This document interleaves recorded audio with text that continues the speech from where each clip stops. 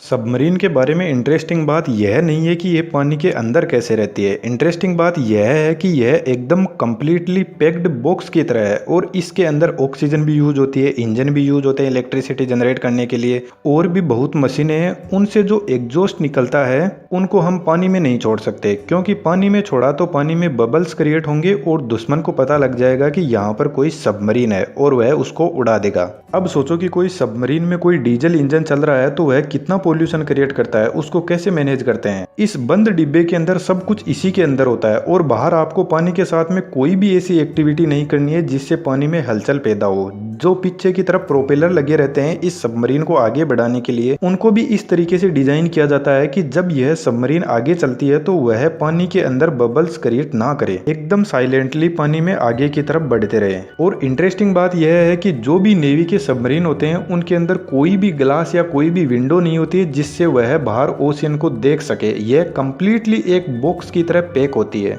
Submarine कितनी depth में water में जा सकती है, यदि कोई सबमरीन डूब रही है तो उसमें जो क्रू मेंबर होते हैं उनका क्या होता है, इनमें जो कम्युनिकेशन का सिस्टम होता है वह किस टाइप का होता है, इन सभी क्वेश्चन के जवाब इस वीडियो में जानेंगे। इस सबमरीन के बारे में एक एक फैक्ट्स लेते हैं और उनको सोल्व करते हैं और आगे बढ़ते हैं।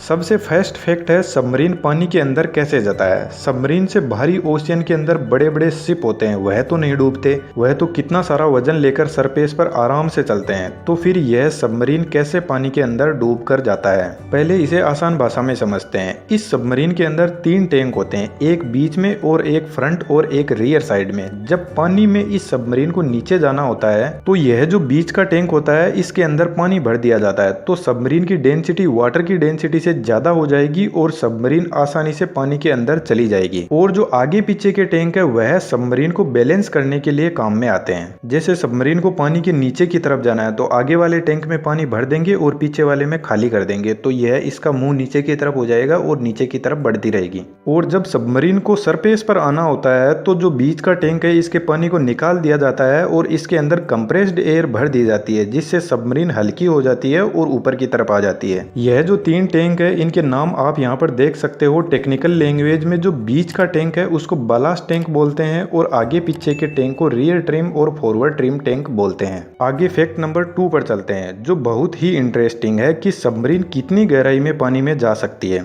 देखिए सबमरीन कितनी गहराई में जा सकती है इसके बारे में कोई भी देश की नेवी इसके बारे में कुछ भी नहीं बताती है, क्योंकि यही तो इसकी हिडन क्वालिटी होती है। जब सबमरीन को किसी पर अटैक करना होता है तो वह पानी में कौन सी जगह पर है इसके बारे में दुश्मन को ज्यादा जानकारी ना हो, यही बेहतर रहता है। लेकिन इंटरेस्टिंग यहाँ पर यह है कि यदि हम ओशियन को डेप्थ के अकॉर्डिंग डिवाइड कर दे तो यह सबमरीन का एरिया होता है कि कौन से एरिया में यह सबमरीन काम करेगी और कौन से एरिया से यह अटैक करेगी। टेस्ट डेप्थ वह एरिया है जिसमें सबमरीन अपने नॉर्मल ऑपरेशन को परफॉर्म करती है नॉर्मल कंडीशन के अंदर। इसके बाद यदि और डेप्थ में जाए तो आती है ऑपरेटिंग डेप्थ। इस एरिया में सबमरीन अपने जो भी ऑपरेशन है वह अच्छे से परफॉर्म कर सकती है। जब कोई वार होती है तो इस एरिया से सबमरीन को ऑपरेट किया जाता है। एक तरीके से ऐसा कहा जा सकता है कि सबमरीन की जो पानी में डेप्थ में जाने की कैपेसिटी होती है उसमें से इस ऑपरेटिंग डेप्थ के अंदर यह सबमरीन सही से काम करती है, अपने पूरे ऑपरेशन को अच्छे से परफॉर्म कर सकती है। लेकिन यदि सबमरीन इसके आगे और चली गई पानी की डेप्थ में तो इस एरिया को क्रश डेप्थ बोलते हैं। यहाँ पर सबमरीन के साथ में कुछ भी हो सकता है, क्योंकि अब सबमरीन डूबने की कंडीशन में आ गई है और इतनी गहराई में सबमरीन पर पानी का प्रेशर इतना ज्यादा होगा कि वह इस प्रेशर को सहन नहीं कर सकती, क्योंकि पूरा का पूरा ओशियन इस सबमरीन को प्रेशराइज कर रहा है पानी से। फैक्ट नंबर 3 की भी हम इसी पॉइंट में जान लेते हैं कि इस डेप्थ के अंदर सबमरीन और सबमरीन के अंदर जो क्रू मेंबर की टीम है उसके साथ में क्या होगा। जब यह सबमरीन बहुत गहराई में चली जाएगी यानी क्रश डेप्थ में, तो पानी का प्रेशर इस सबमरीन को उस तरीके से टुकड़ों में तोड़ देगा जिस तरीके से हम किसी गुब्बारे को पकड़कर फोड़ देते हैं। जब सबमरीन अपनी बाउंड्री को क्रॉस करके चली जाती है नीचे की तरफ तो इसमें काम करने वाली जो क्रू मेंबर की टीम है वह भी इस प्रेशर को सहन नहीं कर पाएगी और उनके लंग्स और हार्ट फेल हो जाएंगे और इस प्रेशर की वजह से इस सबमरीन में एक जबरदस्त धमाका होगा और इसके इतने टुकड़े हो जाएंगे कि यदि इसको कोई ढूंढने भी आएगा तो उसको कुछ भी नहीं मिलेगा। तो इस तरीके से जो सबमरीन होती है इसके एरिया में रहकर ही वह अपना काम करती है और वह एक्चुअल में कितनी डेप्थ पर जा सकती है इसके बारे में कोई कंफर्म डेटा किसी के पास में नहीं होता, सिर्फ नेवी के पास में होता है। अब अब बात करते हैं फैक्ट नंबर 4 की। इस फैक्ट में हम यह जानेंगे कि जब यह पूरी तरीके से एक बॉक्स की तरह पैक है तो इसमें इंजन कैसे काम करता है। देखिए, आज के टाइम में दो तरीके की सबमरीन है। एक सबमरीन वह है जिसमें डीजल इंजन यूज होता है और एक सबमरीन आज के टाइम में न्यूक्लियर पावर सबमरीन भी यूज होती है। जो डीजल इंजन सबमरीन होती है उसमें जब डीजल इंजन को स्टार्ट किया जाता है तो वह बहुत ज्यादा पोल्यूशन क्रिएट करता है और एक बंद डिब्बे के अंदर यदि यह इंजन चलता रहेगा तो इसके अंदर जो भी काम करने वाले क्रू मेंबर है वह मर जाएंगे घुट घुट के। तो इसलिए इसमें डीजल इंजन के साथ में एक बहुत ही बड़ा बैटरी पैक होता है। तो इस डीजल इंजन का इन बैटरी को चार्ज करने के लिए काम में लिया जाता है। जब इन बैटरी को चार्ज करना होता है तो सबमरीन ओशियन के सरफेस पर आती है और अपने इंजन चालू करती है और इन बैटरी को चार्ज करती है। जब यह चार्ज हो जाती है तो इंजन को बंद करके यह अपनी डेप्थ में वापस चली जाती है। डीजल इंजन वाली सबमरीन को 48 आवर के बाद में एक बार सरफेस पर आना ही पड़ता है बैटरी को रिचार्ज करने के लिए और इन्हीं बैटरी से एक मोटर के थ्रू जो प्रोपेलर लगा है इस सबमरीन को आगे बढ़ाने के लिए वह रोटेट होता है और इसमें जो इलेक्ट्रिसिटी का सोर्स है वह भी इन्हीं बैटरी से मिलता है। इसके अलावा जो न्यूक्लियर पावर सबमरीन होती है उसके अंदर बैटरी वाला सिस्टम नहीं होता है। वह इंजन ही एनी टाइम इलेक्ट्रिसिटी जनरेट करता है और सबमरीन को चलाता है। न्यूक्लियर पावर से यहाँ पर स्टीम टरबाइन के थ्रू इलेक्ट्रिसिटी जनरेट की जाती है। इसी वजह से यह सबमरीन 90 दिनों तक पानी में रह सकती है, लेकिन इसकी कॉस्ट भी बहुत ज्यादा है। 4 डीजल इंजन सबमरीन के बराबर एक न्यूक्लियर पावर सबमरीन की कॉस्ट आती है और साथ में न्यूक्लियर पावर वाला इंजन कंटिन्यूअसली चलता रहता है तो यह पानी में आवाज भी बहुत ज्यादा करता है। लेकिन दोनों इंजन के अपने अलग अलग फायदे हैं और नुकसान है। डीजल इंजन को अपनी बैटरी को पानी में रिचार्ज करने के लिए एक टेक्नोलॉजी डेवलप की गई जिसका नाम है स्नोरकेल। इसके अंदर सबमरीन जब पानी में होता है तब इस स्नोरकेल की हेल्प से जो इंजन का एग्जॉस्ट है उसको एक पाइप के थ्रू ओशियन के सरफेस पर छोड़ दिया जाता है। लेकिन इनका भी नुकसान है कि किसी को पता लग सकता है कि यहाँ पर कोई सबमरीन है।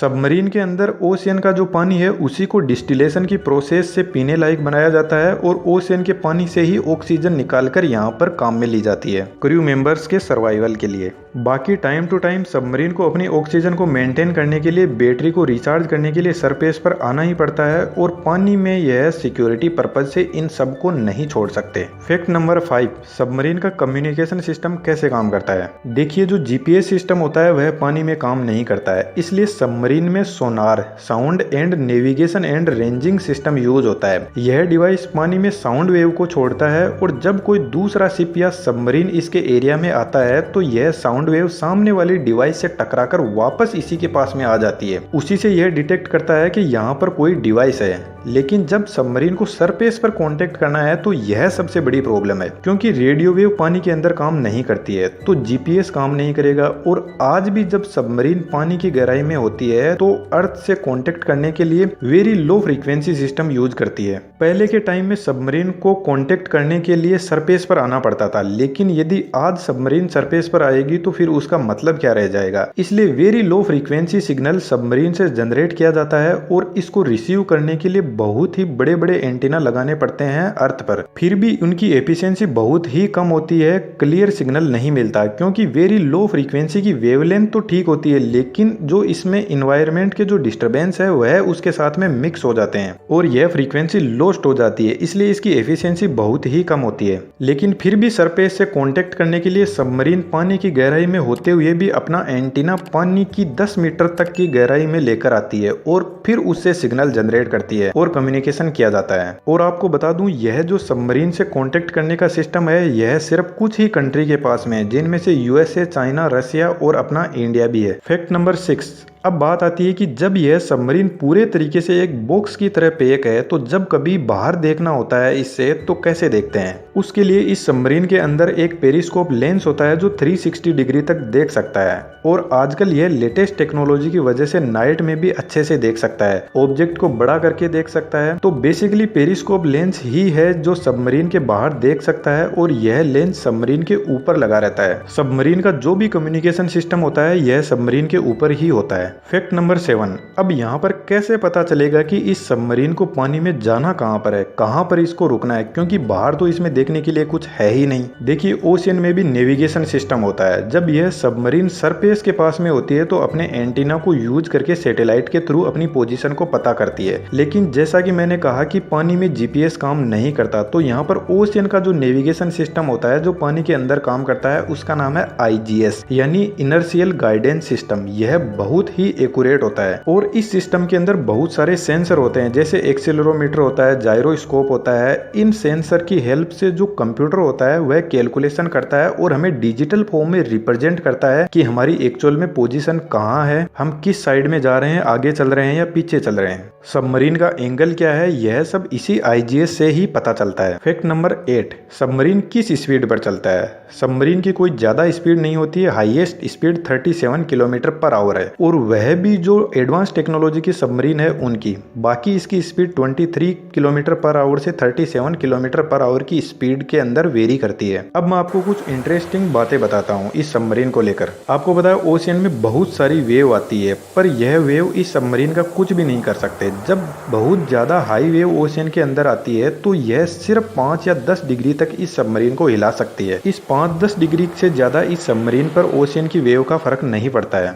सबमरीन को जब पानी में टर्न लेना होता है तो इसके अंदर भी फिन्स लगे रहते हैं, जैसे एयरप्लेन वाले वीडियो में मैंने बताया था उस टाइप से ही सबमरीन के अंदर एलिवेटर और रडर्स पीछे की तरफ लगे रहते हैं पानी में इसको टर्न लेने के लिए। सबमरीन के अंदर एडवांस टेक्नोलॉजी के वेपन होते हैं, जैसे मैंने अभी एक वीडियो में ब्रह्मोस मिसाइल के बारे में बात की थी, तो ब्रह्मोस मिसाइल को भी सबमरीन से लॉन्च किया जा सकता है। बाकी इसमें न्यूक्लियर वेपन भी होते हैं और भी बहुत वेपन इस सबमरीन से लॉन्च कर सकते हैं। सिर्फ 4-5 कंट्रीज के पास में ही अपना खुद का सबमरीन है, जिसमें हमारा इंडिया भी है। जब कोई वार होती है तो सबमरीन के जो वेपन होते हैं उनका बहुत बड़ा रोल होता है, क्योंकि यह एक तरीके से छिपे हुए रहते हैं। कब कहां से अटैक हो जाए दुश्मन को ज्यादा पता नहीं रहता इसके बारे में। इसके अलावा बहुत टाइप के सबमरीन होते हैं। एक अटैक सबमरीन होता है जो कम दूरी के दुश्मन पर अटैक करता है। इसके अलावा एक बैलिस्टिक सबमरीन होता है जो लंबी दूरी से अटैक करता है। बाकी इन सबमरीन के अंदर इंटेलिजेंस सर्विलेंस का पूरा सिस्टम लगा रहता है सबमरीन के अंदर से, जिसको कंट्रोल किया जाता है। बाकी मेरे हिसाब से मैंने आपको सबमरीन के बारे में बहुत कुछ एक ही वीडियो में कवर कर दिया है एंड आई होप दैट कि वीडियो आपको अच्छा भी लगा होगा। और यदि वीडियो आपको अच्छा लगा तो चैनल को जरूर सब्सक्राइब कीजिएगा और चैनल पर विजिट कीजिए और ऐसे ही वीडियो को और एंजॉय कीजिए। Thank you.